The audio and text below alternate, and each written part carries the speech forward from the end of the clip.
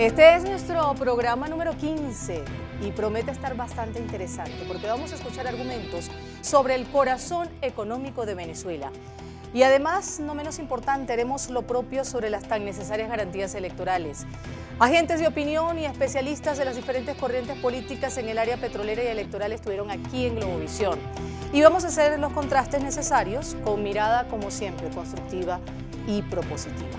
Soy Marayira Chirinos. Vamos a comenzar de inmediato nuestras redes sociales, @argumentosgb, @Marayira Chirinos. Bienvenidos, acompáñenos.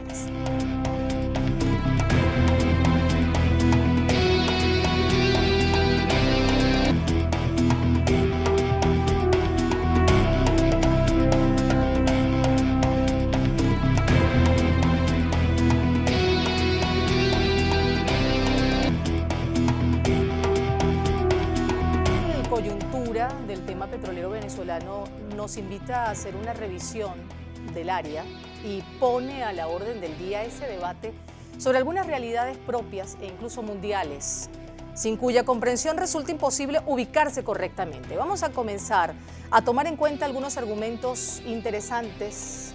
En el programa Podium, por cierto, allí hubo dos invitados, dos especialistas, Rafael Quiroz y Toro Hardy, que marcaron un debate donde hubo puntos de discordancia, pero también de encuentro. ¿Cuál es uno de los grandes problemas con el petróleo en Venezuela? Esto argumentó Rafael Quiroz. Con eso comenzamos. Sí, lo que ha pasado con el petróleo venezolano es que simplemente no desarrollamos ninguna otras economías alternas. No supimos diversificar la economía venezolana e hicimos cada día más la economía venezolana dependiente de la renta petrolera. Y así establecimos una especie de cordón umbilical, donde el Estado, que es el propietario, por supuesto, del subsuelo, de la riqueza del subsuelo, y dueño también de la industria petrolera, pues se acostumbró y se creció a sí mismo como un petroestado y un padre paternalista en todo el mal sentido de la palabra. Financiaba todo y todo lo regalaba y todo lo subsidiaba, etcétera, etcétera. De esa cultura paternalista que ha quedado. Este objetivo está en relación directa con el restablecimiento de la competencia del Poder Público Nacional sobre el recurso natural. ¿Cómo lo ve Vladimir Adrianza? Aquí también estuvo en Globovisión. Y era extraño que no pasara. Venezuela ha tenido una industria petrolera que nacionalizó, pero nosotros somos capaces de producir las tecnologías que se han requerido para la industria. No, tenemos los capitales realmente que requiere una industria petrolera para producir 6 millones de barriles diarios. No, Venezuela Venezuela tiene el marco de la dependencia.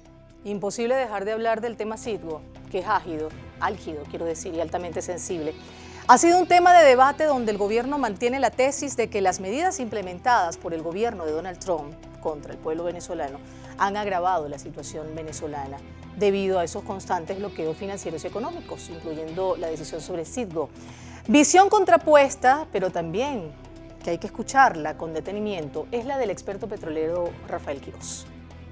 Sí, yo creo que todavía no lo ha perdido. Yo creo que el decreto de protección para efectos de seguridad, de embargo de procesos judiciales contra Citgo se vio afortunadamente blindada con la decisión del presidente de Estados Unidos referente a eso, no solamente para protegerlo de acciones que pudiesen venir también de los mismos Estados Unidos, sino de empresas transnacionales que intentaron demandas contra Citgo, o mejor dicho, contra los únicos activos o importantes activos que quedan de PDVSA afuera.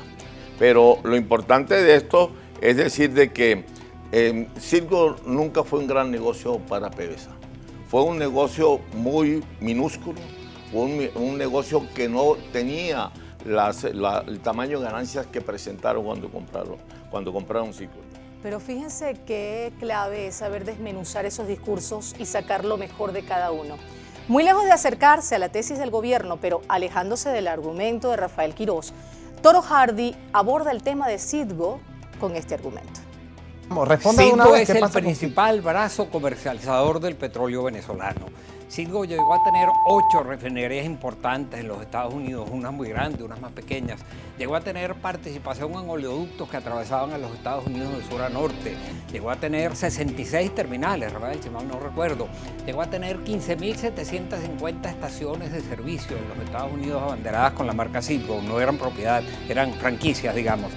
Llegó a controlar el 10% del mercado interno de gasolina más grande del mundo, que eran los Estados Unidos. Gracias a Citgo, éramos capaces de sacar el petróleo de nuestro subsuelo y llevarlo hasta el tanque de gasolina de los automovilistas americanos, pasando todo el tiempo por instalaciones venezolanas. Si hay algo de lo que todos estamos conscientes es el alto valor geoestratégico del petróleo y cuya reforma en el sector no escapan el juego que hay de los intereses internacionales, donde muchas fichas entran en ese tablero. Vladimir Adrianza lo recuerda a partir de algunos estudios que él revisó para su entrevista en Primera Página. Un detalle que no es nada tonto, ¿no?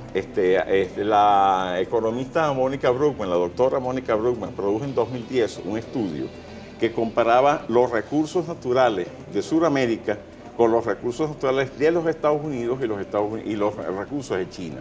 Y los gráficos de ese estudio, con base al Geological Survey de los Estados Unidos, o sea, no estamos hablando de una publicación hecha fuera de los Estados Unidos, prácticamente demuestra que los Estados Unidos carecen de las materias primas necesarias para reindustrializar su país. En pocas palabras es así. Entonces, el interés en Venezuela no solamente es petróleo, que ellos tienen petróleo de esquisto, pero que una de las cosas que no ha dicho Donald Trump, pero que sí lo ha dicho Bernie Sanders, es que tienen que volver al acuerdo de Kioto. ¿Y por qué Donald Trump se salió del acuerdo de Kioto? Por el impacto ambiental que tiene la explotación de petróleo de los Estados Unidos. Costó escoger los sonidos porque son muy interesantes todos estos argumentos. Y si alguno no convence, lo importante, en definitiva, es poder escuchar al otro. Es un asunto de respeto, el por lo menos sentarnos a escucharlos y reconocer que existen también en materia petrolera. Vamos a seguir con este tema. Luego de la pausa, Argumentos GB, nuestra cuenta en Instagram.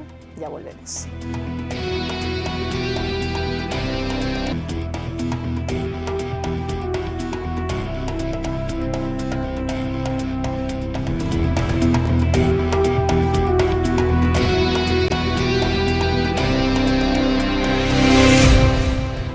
Estamos también en Twitter, @argumentosgb, @Maraguira Chirinos. Seguimos hablando de petróleo. El recurso más apetecible de Venezuela ha sido noticia esta semana. Y los argumentos sobre la reestructuración del aparato energético se hacen sentir aquí en Globovisión. ¿Qué dice la Constitución sobre la materia? Vamos a revisar el artículo 302, que dice que el Estado se reserva, mediante la ley orgánica respectiva y por razones de conveniencia nacional, la actividad petrolera y otras industrias, explotaciones, servicios y bienes de interés público y de carácter estratégico. El Estado promoverá la manufactura nacional de materias primas provenientes de la explotación de los recursos naturales no renovables, con el fin de asimilar, crear e innovar tecnologías, generar empleo y crecimiento económico y crear riqueza y bienestar para el pueblo. Como ha pasado con algunos otros artículos de la Constitución, su espíritu muchas veces se desvirtúa. Y con el tiempo la debacle de la industria petrolera ha sido insostenible, a tal punto que con el objetivo de recuperar la industria de los hidrocarburos, el presidente Nicolás Maduro ha firmado el decreto que declara la emergencia del sector. La noticia la vamos a revisar de inmediato. La tenemos a través de la agencia de noticias Reuters, que habla de los cargos a la orden de PDVSA.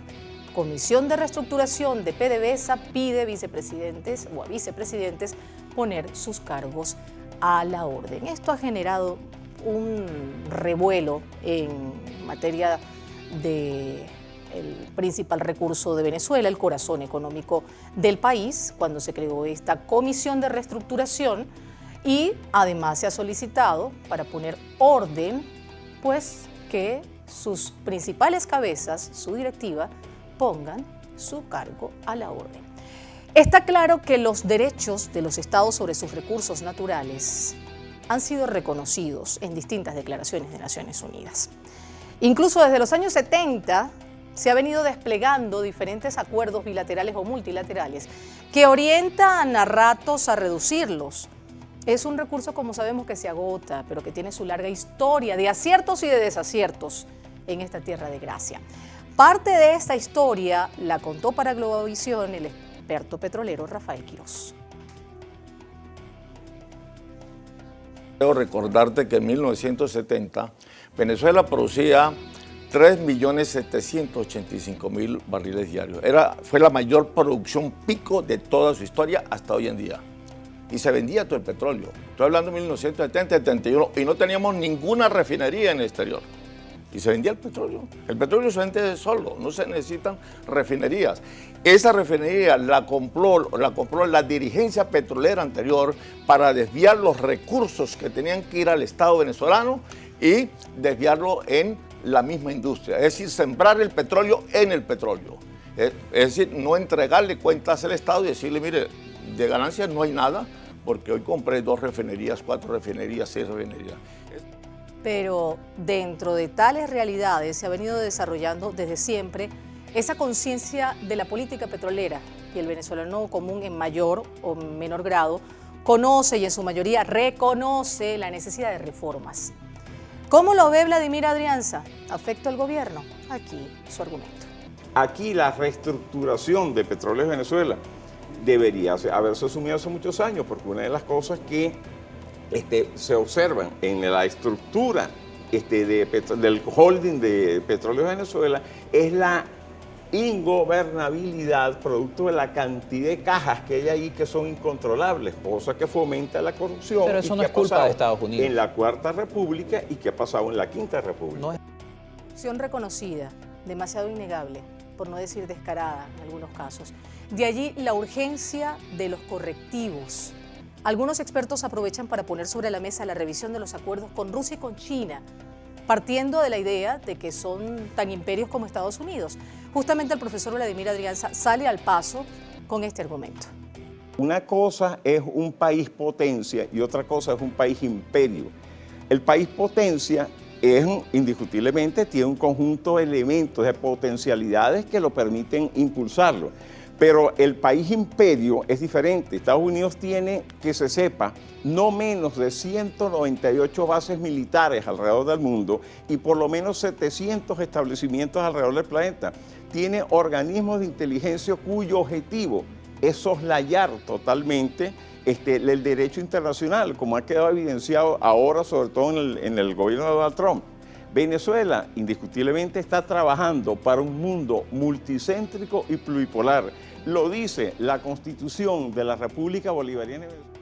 Como nuestro espíritu es y seguirá siendo constructivo y propositivo, ahora vamos a dar lugar a las soluciones. ¿Qué hacer?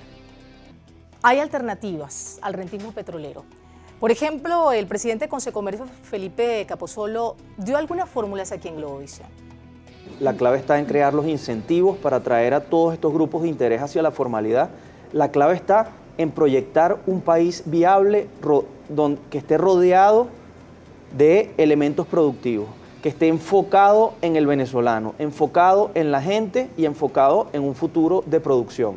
Venezuela ya no vive del petróleo, Venezuela tiene que vivir ahora del producto del trabajo de su gente, del producto principalmente del intelecto de su gente. Tenemos oportunidades extraordinarias desde el punto de vista de recurso humano en Venezuela. Podemos enfocarnos en aquellos procesos productivos que tengan altísimo componente de mano de obra. Podemos enfocarnos en aquellos procesos productivos, servicios que estén basados en las habilidades blandas del venezolano, en las habilidades intelectuales del venezolano. El futuro está hecho y las políticas públicas, particularmente las económicas, deben estar hechas en torno a la gente, a las habilidades de la gente y en potenciar las habilidades y los talentos del venezolano, resaltar lo autóctono, resaltar lo nuestro, porque es diferente y lo diferente nos va a dar ventajas competitivas frente al mundo. Resaltar lo autóctono, lo nuestro. Por cierto, y este dato hay que conocerlo, ¿sabían que Venezuela exporta 50 toneladas de cacao a Indonesia?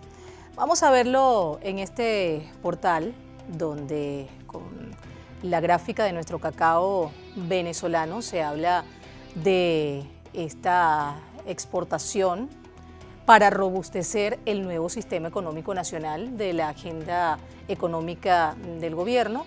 Se trata de una jornada productiva de una almacenadora en Caracas, en el oeste de la capital. Se inscribe en el Plan de Recuperación, Crecimiento y Prosperidad económica. Estamos hablando de 50 toneladas métricas de cacao a Indonesia. Para cerrar este segmento nos preguntamos, ¿será que realmente el futuro está en la tierra? Con esta reflexión vamos a hacer otra pausa. Recuerda que estamos en Instagram y en Twitter, @argumentosgb, @marayirachirinos. Ya volvemos.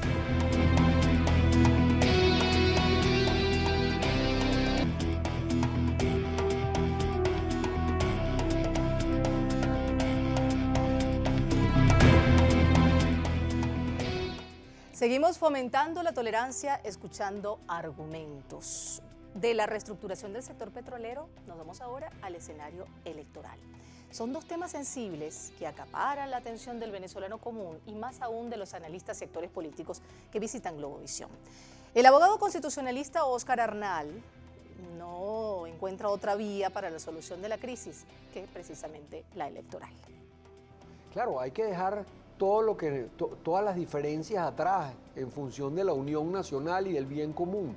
Eso es lo que hace falta en este momento y por eso hay que aplaudir que todas las fuerzas políticas, independientemente del bando que sean, se han sentado en función de elegir este nuevo Consejo Nacional Electoral que el país quiere tanto, porque el actual Consejo Nacional Electoral está totalmente desacreditado.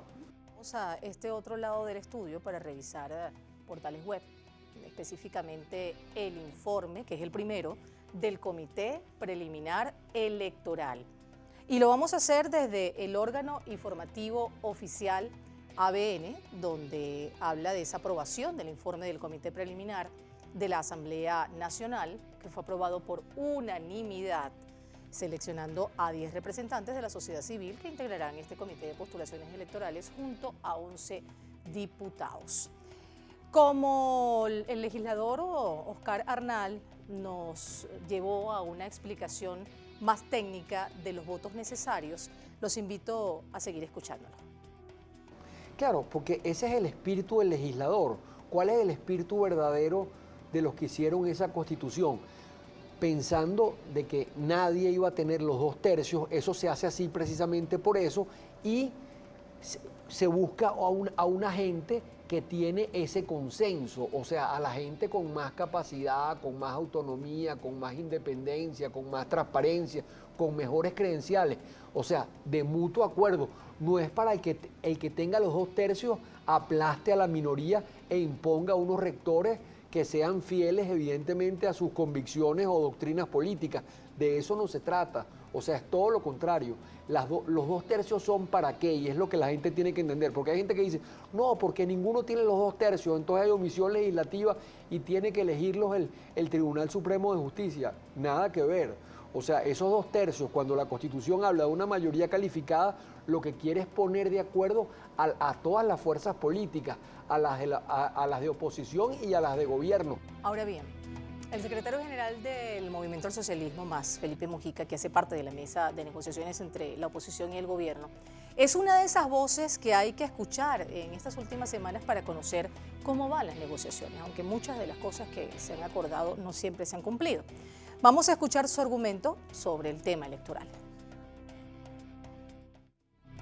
La primera cosa, hablando de escenarios, es que el escenario sea favorable, que esa comisión efectivamente pueda funcionar y que puedan crear, yo no sé en este momento de qué manera, pero que ojalá la creatividad les permita, buscar el escenario para que una vez nombrados los miembros de la sociedad civil, eso pueda ser aprobado en alguna plenaria compartida, porque si no lo que puede pasar es que nombrados los de la sociedad civil, entonces lo apruebe una plenaria y la otra plenaria, y la cosa sigue marchando de esa manera en una situación un poco loca desde el punto de vista del funcionamiento y de los mecanismos que institucionalmente debería tener la Asamblea. Por eso, acompañando la idea de que sea la Asamblea y de que eso tenga éxito, sin embargo, eso hay que verlo con mucho cuidado porque puede pasar cualquier cosa. Vamos a seguir haciendo una breve revisión de los portales que nos llevan ahora a los argumentos de otra abogada constitucionalista y experta en procesos electorales. Hablamos de Olga Álvarez, que ella destaca la voluntad política que hay para escoger nuevas autoridades del Consejo Nacional Electoral. Lo hizo en entrevista a la emisora de radio, Unión Radio. Allí Olga Álvarez, experta en el tema electoral, resaltó ese esfuerzo de todos los sectores y los integrantes de esa comisión preliminar electoral en resolver por la vía pacífica esa diatriba política. ¿Para qué? Para poder avanzar en esa polémica designación de las autoridades del Consejo Nacional Electoral. Otro argumento es el del diputado Julio Chávez, y por eso seguimos revisando portales web. Él se refiere al acuerdo que se gestiona entre la Asamblea Nacional y el Tribunal Supremo de Justicia, pero para salir del desacato antes de designar el Consejo Nacional Electoral. Lo hizo acá, en primera página de Globovisión. Sostuvo que actualmente existe esta comisión que se encuentra conversando con el Tribunal Supremo de Justicia para que la Asamblea Nacional pueda salir del desacato antes de designar al nuevo Consejo Nacional Electoral, y que esto va a traer como consecuencia pues la voluntad para organizar parlamentarias y eventos sucesivos. El rápido cierre lo vamos a hacer nuevamente con Felipe Mujica, pero con un argumento reflexivo sobre la vía democrática de solución a la crisis. Bueno, yo diría que va a depender mucho de la posibilidad de que el país asuma que la salida pacífica, la salida electoral, es la que nos sirve, porque en definitiva no tenemos otro instrumento. Entonces, si el país termina de asumir eso, y quienes estamos en este momento defendiendo abiertamente el hecho electoral, entendemos que solos nadie puede, sino que es imprescindible los acuerdos en el campo democrático, porque aquí no basta con que se tenga un nuevo Consejo Nacional Electoral y unas condiciones tales o cuales. Si eso se tiene y el campo democrático no da una respuesta de madurez, de integración, de responsabilidad, simple y llanamente lo que estás haciendo es contribuir a lo peor, que es que pueda continuar el gobierno. Y eso no es lo que queremos, por supuesto. Por el contrario, queremos y necesitamos construir una Venezuela mejor. Como siempre, muchísimas gracias por habernos elegido. Este es nuestro programa número 15 y continuamos con nuestro compromiso por llevarles periodismo constructivo y propositivo. Será hasta una próxima oportunidad.